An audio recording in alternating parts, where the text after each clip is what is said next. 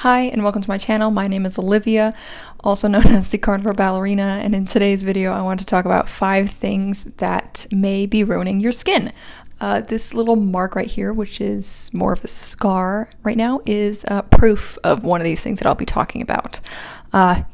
So these 5 things are not necessarily foods or supplements that you would take to help with your skin. These are more like habits or things that you may be doing in your everyday life that are actually not helping your skin health. So, 2 of these things are ingestible.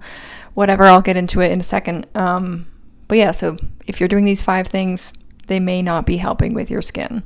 The first thing is your nails. Not your nail health, your nails. You would never, ever, ever wear fake nails like that. No. I'm doing this for a specific reason, which I may be a bit too embarrassed to talk about. But you don't wear fake nails. Why?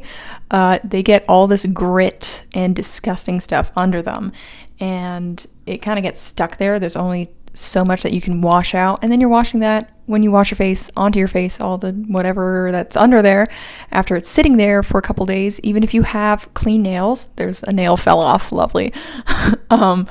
If you have long nails, stuff gets under there, and if you're not really clean with them and you're washing your face, whatever is stuck under there goes onto your face. And a good example of this is I once got a reaction to this poisonous plant, and I was younger, I was 10ish, and it was very, very itchy, and it started off, I think, on my arm, and so of course I'd itch it, and I never really have long nails, but the venom or the poison from the plant got under my nails.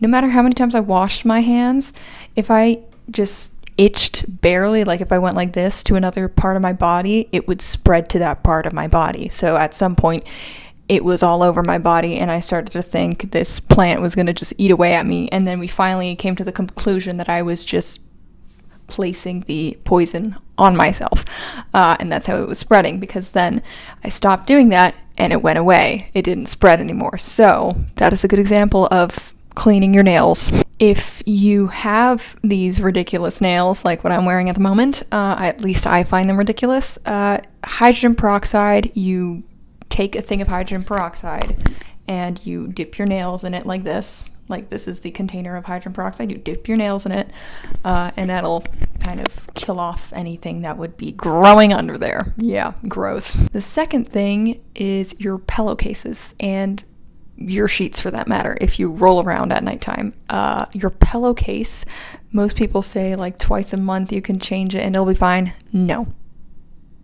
I used to change mine every single night. That may be a bit extreme, but I think changing it every 2 nights to every other night would be the way to go, especially if you have a severe skin problem, whether it's your face, your back, wherever it is.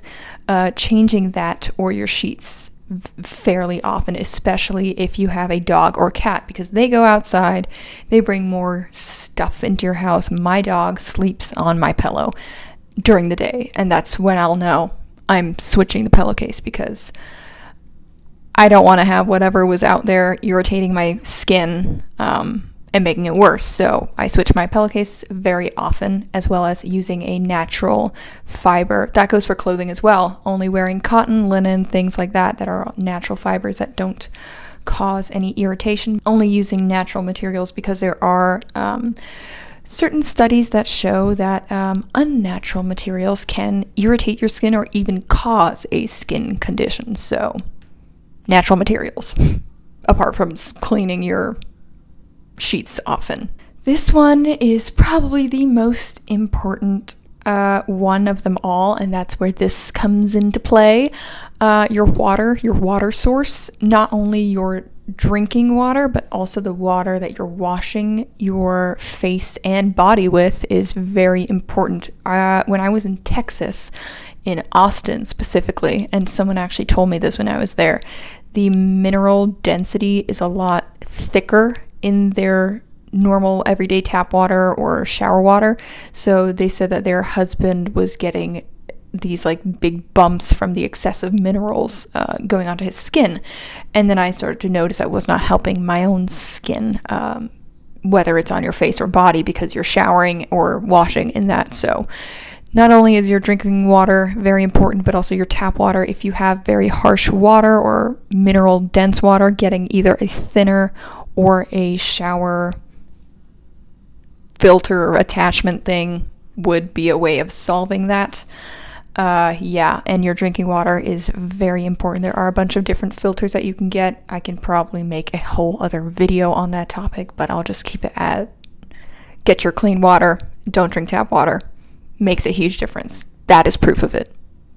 Yeah. Going back to things that are touching you, like the pillowcases or the material that you're wearing. So cleaning products, specifically also skincare products. I'll make a skincare video at another point in time.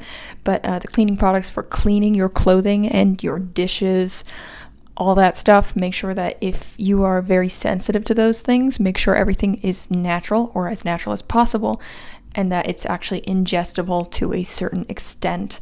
Obviously, you're not going to be downing dishwashing detergent, but if it's not, let's say, life-threatening dishwasher detergent, there are those out there. If you have that, get rid of that, because that can react on your skin.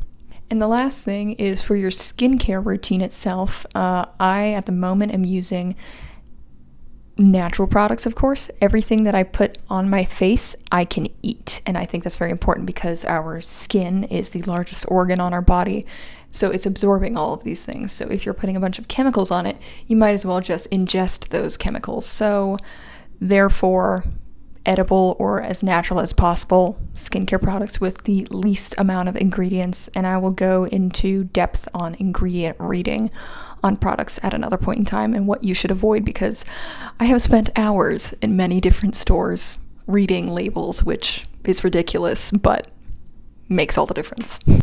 And that's it. Those are the 5 things. That was actually more than 5 things, but it doesn't matter. You got more out of it. That have really helped, that are not just dietary changes or things that you can take to help with your skin. Those are just more like lifestyle, everyday things that if you change, actually do make a huge difference. Doing all these little tiny things actually, for myself at least, made the most difference, apart from just changing my skincare routine, let's say, or one thing. There's a bunch of different little tiny things that seem ridiculous that you do need to address as well to help, especially if you are very reactive to things, or if you have a very bad skin condition and it's very sensitive. So I hope this was helpful.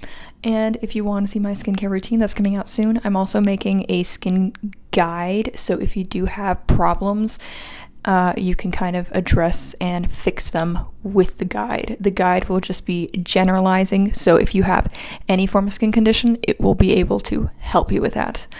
With all that being said, I am not a doctor or any sort of medical person. I've just read probably around 100 papers now, scientific papers. So it's science-backed on skincare. So yeah, that's my credibility, I guess. That is it. Thank you for watching, and I will see you again at some point.